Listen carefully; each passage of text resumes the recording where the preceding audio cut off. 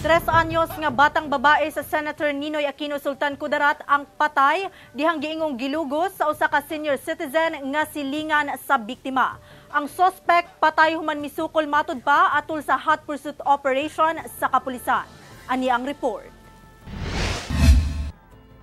Patay na dihang napalgan sa iyang banay ang 3 anyos nga batang babae nga si alias Jonah. 30 ka metro ang gilayon sa ilang balay sa sitio Megpanga, Senator Ninoy Aquino Sultan Kudarat. Sumala sa kapulisan September 26 sa gabi, anaa sa sulod sa ilang balay ang biktima. Ang iyang inahan og tulo pa niini ka igsuon. Dihang kalit misulod ang 72 anyos nga silingan sa biktima nga si Rolando Bailon Sr. Duna kinidala nga sundang ug iya matud pa untang luguson ang inahan sa mga bata. Ang una niya sana na plano na i-rapin, ma'am, is itong nanay.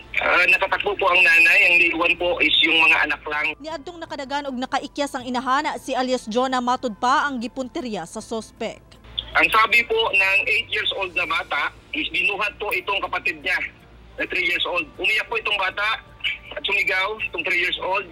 Nang umiyak, tinupok niya po ito ng bato sa likod, ulo. Kaya nawalan po ng malay itong bata na 3 years old. Gidala matud pa sa sospek ang bata sa lugar asa kininapalgang patay. Gawa sa samad sa ulo, duna sa laceration sa pribadong parte sa lawas sa bata base sa resulta sa medico legal. Mayroong parang penetration dun sa ari ng bata pagdala namin sa sa morgue. So, tinatawag po namin lahat ng mga kalalakihan sa sitio.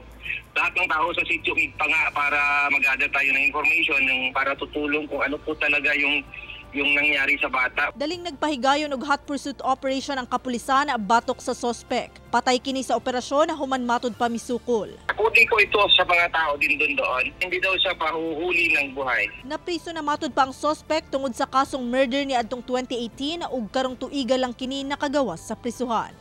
Ako si Abby Caballero para sa One Mindanao.